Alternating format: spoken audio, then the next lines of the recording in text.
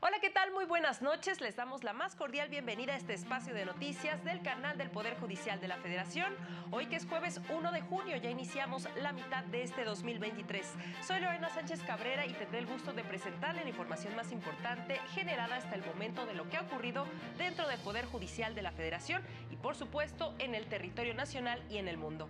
Damos la bienvenida a Nidia Díaz, quien nos acompaña en la interpretación en lengua de señas mexicana. Hola, Nidia. Y es así como iniciamos.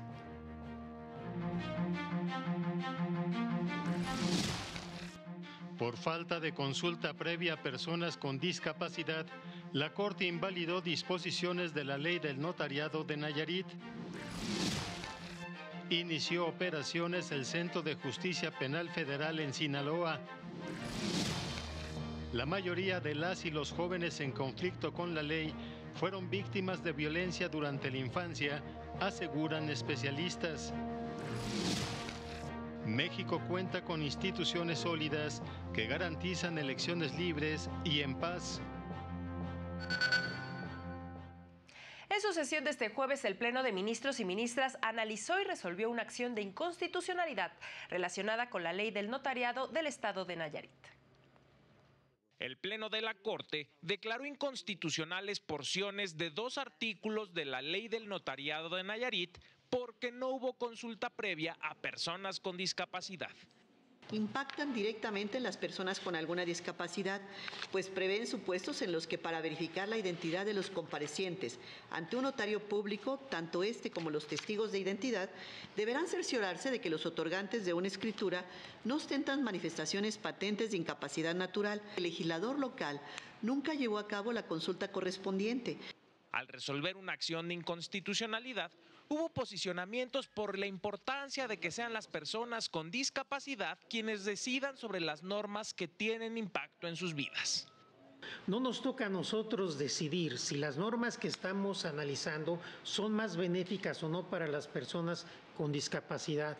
Les toca a ellas y a ellos establecer en relación con las normas que inciden en su esfera jurídica y en su vida, escucharlas antes para saber cómo se tienen que regular estas medidas. Señalar que son benéficas o que son favorables es precalificar y dejar sin la oportunidad a ellos de hacer el análisis correspondiente. De la resolución destaca que, en caso de que el Congreso de Nayarit vuelva a legislar en esa materia, contemple las disposiciones sobre la consulta previa, libre e informada. Para el canal del Poder Judicial de la Federación, Mario López Peña.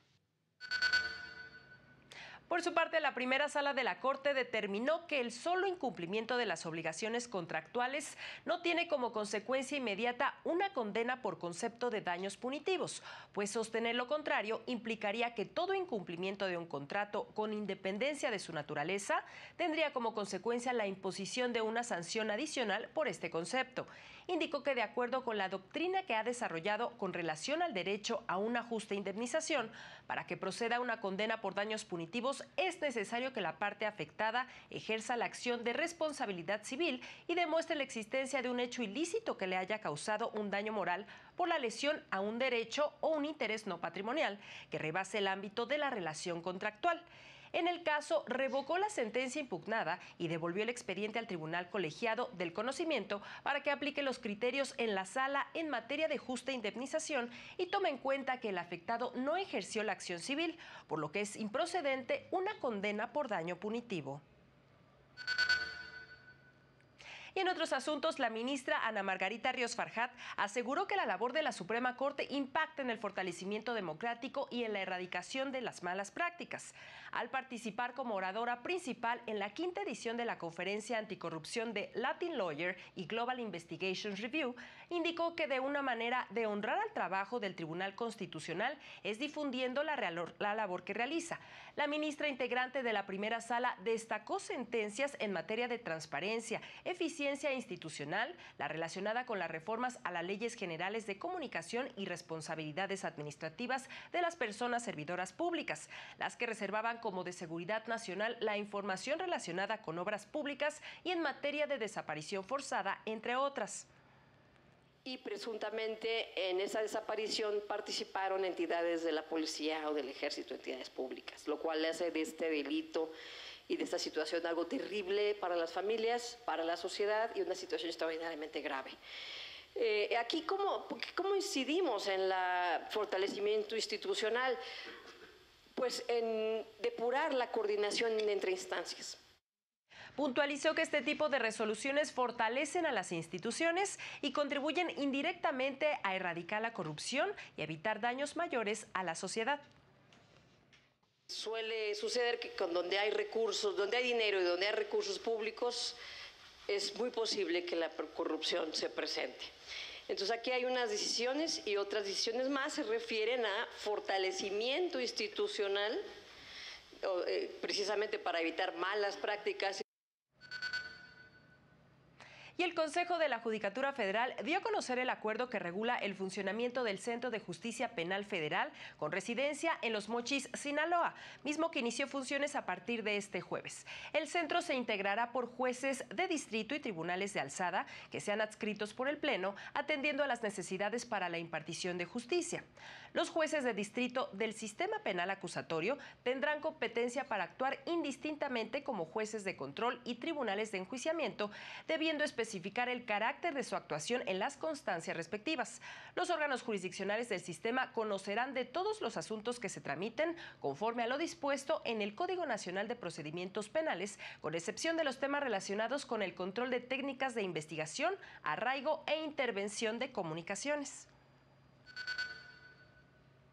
Y en el marco del Foro sobre Justicia para Adolescentes, del que le hemos dado cuenta a lo largo de esta semana y que organizó el Consejo de la Judicatura Federal en coordinación con el Gobierno de Canadá, se abordó el tema de la reinserción social.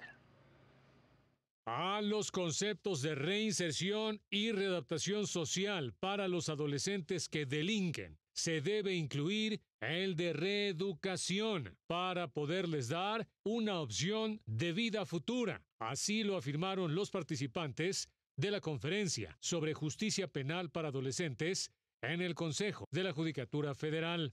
Esta ruptura se da con la sociedad, por eso viene el tema de la reinserción, se da con la propia familia del adolescente, de ahí la reintegración, y por supuesto se da con el propio adolescente, de ahí la reeducación.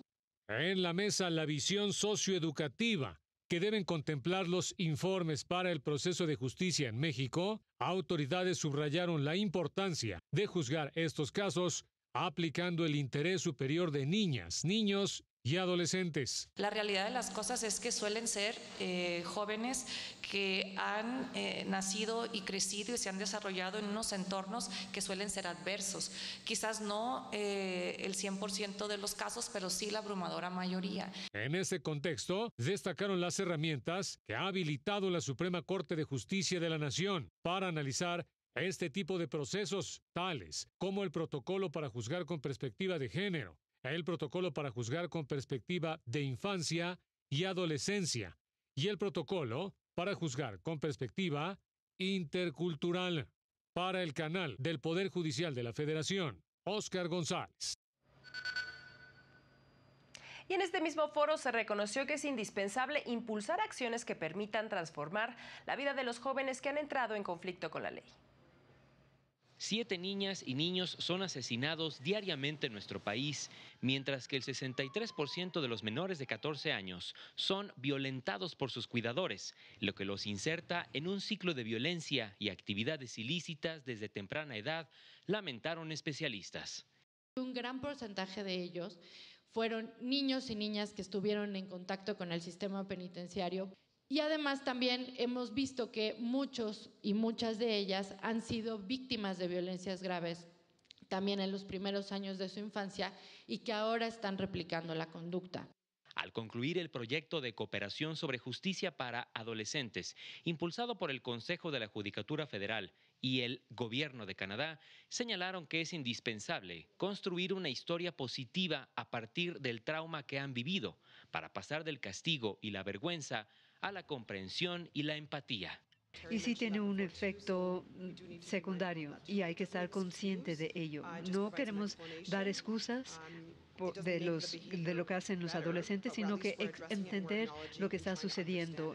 Resaltaron que tanto la sociedad, las autoridades y el sistema de justicia deben formar parte de este apoyo, con el fin de que no se sientan rechazados o estigmatizados por la sociedad ante el hecho de haber incurrido en un hecho delictivo. En la clausura del evento, la consejera de la Judicatura Federal, Lilia Mónica López Benítez, destacó el intercambio de experiencias y buenas prácticas con Canadá para mejorar la reinserción de adolescentes.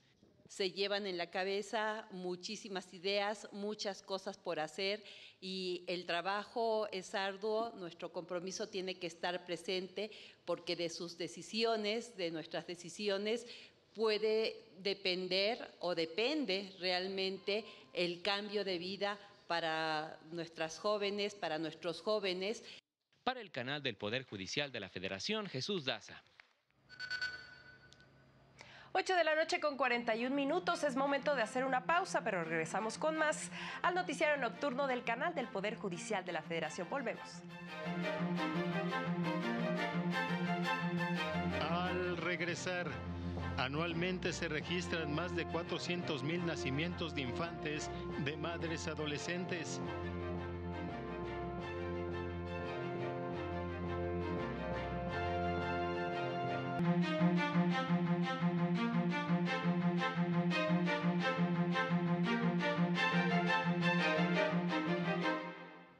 Gracias por continuar con nosotros. Tenemos más información ahora del Tribunal Electoral del Poder Judicial de la Federación, que presentó la herramienta Publicidad Abierta, con la que transparenta el destino que da a los fondos públicos que recibe. El magistrado presidente del Tribunal Electoral del Poder Judicial de la Federación, Reyes Rodríguez Mondragón, aseguró que sin transparencia no hay democracia y sin democracia no hay independencia judicial. Durante la presentación de la herramienta de publicidad abierta, resaltó que el tribunal se fortalece permanentemente con políticas de justicia abierta que han permitido también generar condiciones para que las elecciones sean cada vez más transparentes. Contra la opacidad, transparencia. Contra la corrupción, transparencia. Para fortalecer la independencia judicial, más transparencia y más democracia.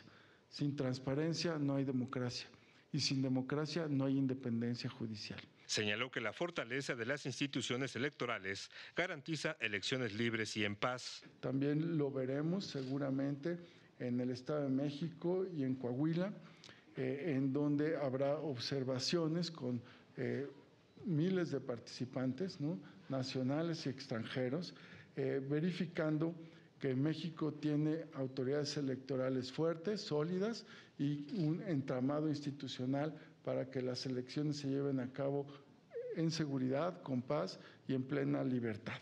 La comisionada presidenta del INAI, Blanca Lilia Ibarra, destacó el trabajo que ha realizado el Tribunal Electoral en materia de transparencia y agradeció la oportunidad de seguir mostrando la utilidad que tiene el INAI. Con la herramienta de publicidad abierta, el Tribunal Electoral Federal transparentará el gasto que realiza en comunicación social y publicidad oficial. Para el canal del Poder Judicial de la Federación, Juan Carlos González. Y el Tribunal Electoral también firmó un convenio de colaboración con el partido Movimiento Ciudadano. Laura Murillo nos cuenta de qué se trata. El Tribunal Electoral del Poder Judicial de la Federación firmó un convenio de colaboración académica con el partido Movimiento Ciudadano. El objetivo es establecer las bases para la designación de 25 lugares para la maestría en Derecho Electoral que imparte la Escuela Judicial Electoral. El eje central también de la Escuela Judicial Electoral es tener una ciudadanía más informada, más receptiva a la preparación, a la capacitación y una ciudadanía que determine una mejor democracia. En el acto, el coordinador de la Comisión Operativa Nacional de Movimiento Ciudadano expresó su respaldo institucional al Poder Judicial Federal. Que tenemos el derecho de recurrir ante el tribunal o, en caso de legislación electoral, ante la Suprema Corte de Justicia de la Nación. En ese sentido, nos declaramos sus aliados en la defensa del respeto a la legalidad que ustedes representan. El magistrado Felipe de la Mata Pizaña indicó que cada año la Escuela Judicial capacita a más de 100,000 personas y cuenta con 2,600 egresados de la maestría. También ha instaurado 25 cátedras en universidades públicas a las que asisten magistrados, lo que coloca a la Escuela Judicial como la máxima casa de estudios electorales del país. Para el canal del Poder Judicial de la Federación, Laura Murillo. Y en más temas electorales, el INE dio a conocer que están dadas las condiciones para que más de 15 millones de personas puedan emitir su voto de manera libre para renovar la gubernatura en el Estado de México, así como la gubernatura y 25 diputaciones locales en Coahuila. Aseguraron que los comicios en dichas entidades son inéditos, porque por primera vez habitantes de estas entidades residentes en el extranjero podrán votar de manera presencial en distintos consulados. También porque alrededor de 5,000 personas en prisión preventiva pudieron participar en dichos comicios y por primera vez 172 ciudadanos y ciudadanas pudieron emitir su voto de manera anticipada. Adicionalmente, con la postulación de 2 candidatas para la gubernatura del Estado de México, por primera vez en la historia de la entidad, una mujer será gobernadora, lo que refleja la incidencia participativa de las mujeres en la construcción democrática de nuestro país. Recordemos que en estas 2 entidades inició ya el periodo de reflexión para los comicios que tendrán lugar este fin de semana. Vamos ahora con otra información porque especialistas universitarios aseguraron que anualmente en México se registran más de 400,000 nacimientos de madres, adolescentes y niñas. El reconocimiento de los derechos sexuales y reproductivos de la mujer es la base para alcanzar la igualdad de género y en el caso de niñas y adolescentes es fundamental. Pues en México, 1 de cada 3 mujeres que ha estado embarazada reporta que no fue deseado o planeado. Una de las principales causas es la violencia sexual, según datos presentados durante un panel en el Instituto de Investigaciones Jurídicas de la UNAM. América Latina registra el 2º lugar de embarazo temprano en el mundo. Hay poco más de 2 millones de nacimientos no intencionados y casi 900,000 abortos en este grupo de edad. 1,5 millones por año de bebés, 1,5 millones de nacimientos, 4 bebés cada minuto nacen de estas madres adolescentes. Y sobre todo, no ha habido una baja satisfactoria en este indicador en los últimos, por lo menos en la última década. En México, cada año, nacen 400,000 hijos e hijas de madres adolescentes de 15 a 19 años y 10,000 de madres menores de 15 años. Y se detectó que a mayor nivel de pobreza, mayor nivel de fecundidad. Chiapas, Guerrero y Oaxaca son las entidades del país que registran más embarazos tempranos. También hay que tener una mirada en dejar de ver al niño principalmente como víctima para verlo como titular de derechos humanos, ¿no? Y el enfoque de derechos como un medio para la promoción de la dignidad humana y la integridad física y psicológica. En otros asuntos, el comisionado del Instituto de Transparencia de la capital del país, Julio César Bonilla, advirtió que la inteligencia artificial representa una grave amenaza para la protección de los datos personales. La inteligencia artificial es una realidad que ha traído grandes beneficios a la humanidad, pero también importantes riesgos que aún no han sido dimensionados. El comisionado del Instituto de Transparencia de la Ciudad de México, Julio César Bonilla, ha estudiado el impacto de estas nuevas tecnologías en la protección de datos personales. El tema o el especial acento que quiero detallar aquí es cómo para las interacciones digitales los seres humanos, hombres y mujeres, tenemos que entregar en tiempo real nuestros datos personales. En entrevista para el canal del Poder Judicial de la Federación, asegura que los datos personales que se entregan a las grandes empresas tecnológicas se han convertido en un valioso activo para influir en la percepción de las personas a través de la inteligencia artificial.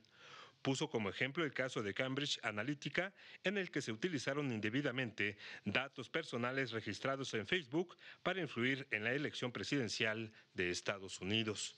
De hecho, cuando comparecieron ante el Parlamento Europeo y ante el Congreso de los Estados Unidos, quienes están investigados por la empresa Cambridge Analytica, asumieron que utilizaron la herramienta de las redes sociales como un objetivo, como un arma en materia político-electoral. Dijeron, identificamos sobre quiénes podíamos influir y utilizamos esa influencia para que vieran el mundo como nosotros lo queríamos ver. Eso es lo verdaderamente peligroso. Ante este panorama, el especialista recomienda a los ciudadanos buscar siempre la mayor protección de sus datos personales. Y si identificamos que se está haciendo un tratamiento irregular, masivo a estos datos personales, podemos acudir al Sistema Nacional de Transparencia. Para eso existimos. Recomendó actualizar la ley en materia de protección de datos personales en posesión de particulares y la creación de políticas públicas que no se vean rebasadas por el dinamismo del desarrollo tecnológico. Para el canal del Poder Judicial de la Federación, Juan Carlos González. En materia de seguridad, la Secretaría de Marina reconoció el incremento de delitos como violencia familiar, violación, robo a negocios y extorsión en 5 municipios de Tamaulipas en lo que va de la presente administración. El almirante Rafael Ojeda Durán detalló que 2.598 elementos de la Guardia Nacional están desplegados en el estado para apoyar en las tareas de seguridad, en conjunto con elementos de la Sedena y policías estatales. Sumando las fuerzas federales y las fuerzas de seguridad pública del Estado, en total tenemos reales 14.853 y operativos 13.014.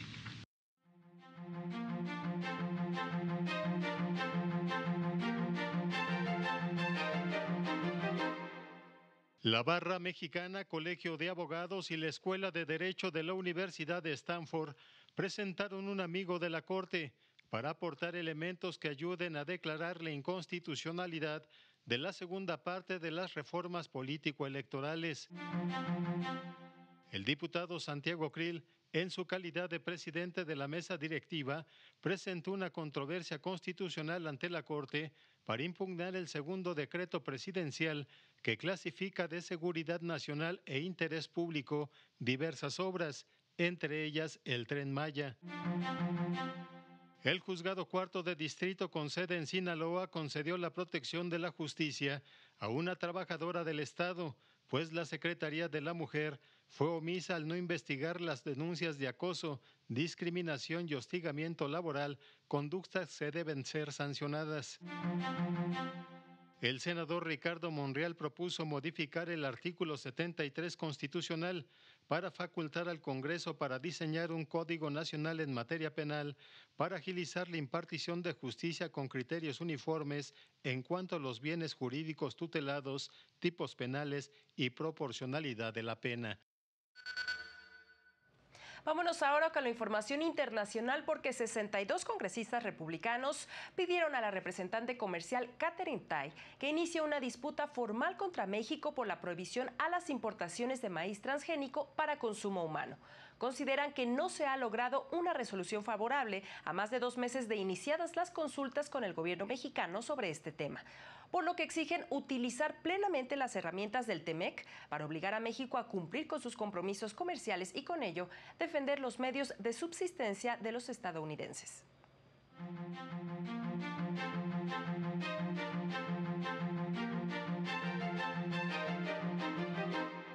Guatemala y Estados Unidos anunciaron un programa piloto para frenar la inmigración ilegal.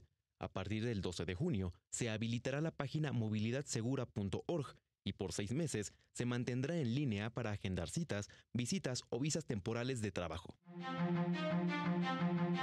Más de 300 bomberos de Sudáfrica, Estados Unidos y Nueva Zelanda se unirán a cientos más para combatir los fuertes incendios forestales que han perdurado por meses en Canadá. Se han desalojado a 21,000 personas, perdido 200 hogares y más de 27,000 kilómetros cuadrados de bosques. Los casos de violencia policial en Argentina se mantienen impunes por encubrimiento, investigaciones deshonestas, amenazas, procesos legales interminables, nulo estándar de análisis e incluso graves errores en autopsias. Amnistía Internacional remarcó que la falta de responsabilidad concierne a los altos mandos. Tras declararse en bancarrota el año pasado y pedir un préstamo de $3,000 millones al Fondo Monetario Internacional, el Banco Central de Sri Lanka redujo sus tasas de interés y la inflación general. Las entradas de dinero extranjero fueron su punto fuerte. Se prevé una recuperación económica a finales del año. Para el canal del Poder Judicial de la Federación, Héctor García Mejía. Vámonos con temas de derechos porque la democracia, el buen gobierno y el acceso efectivo a la justicia y la independencia del Poder Judicial son esenciales para la protección de los derechos humanos y el Estado de Derecho. En eso coincidieron 3 cortes regionales de derechos humanos, como desde hace 5 años la Corte Interamericana de Derechos Humanos, la Corte Africana de Derechos Humanos y el Tribunal Europeo sostuvieron un encuentro cuyo objetivo fue fortalecer la protección de los derechos humanos y el acceso a la justicia internacional. En este evento coincidieron en que las 3 regiones enfrentan una crisis que afecta a la democracia.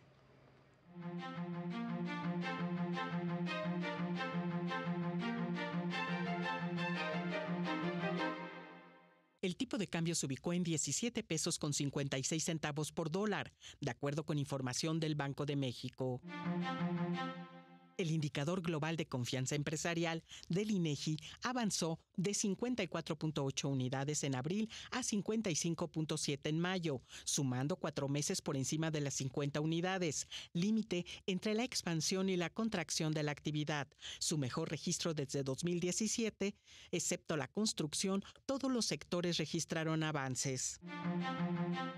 En abril, los ingresos por remesas provenientes del exterior ascendieron a $5,000 millones, lo que implicó un incremento anual de 6.3%, el avance más bajo en 5 meses, informó el Banco de México. La secretaria del Trabajo, Luisa María Alcalde, dio a conocer que este año el reparto de utilidades aumentó 17% respecto al 2022, cuando se repartieron 183.249 millones de pesos, y este año aumentó a 214.218 millones. El número de empresas participantes aumentó de 153.000 a 170.000. Para el canal del Poder Judicial de la Federación, Lilian Moreno. Y mire, si a usted le gusta ir al cine, la siguiente información le va a ser de interés porque la Comisión Federal de Competencia Económica inició una investigación de oficio ante la existencia de posibles acuerdos ilegales entre distribuidores y exhibidores de películas en salas del cine del país. En estos acuerdos, señalan, estarían catalogados como prácticas monopólicas absolutas, que resultan en actividades anticompetitivas y que pueden afectar a la industria, cuyos ingresos en taquilla en 2022 sumaron más de 12,000 millones de pesos. Y es así como llegamos al final de este espacio, como siempre agradeciendo su compañía e invitándole a mantenerse aquí en la señal del canal del Poder Judicial de la Federación. Soy Lorena Sánchez Cabrera y a nombre de todo el equipo que hace posible este espacio, le deseamos que tenga una excelente noche. Descanse.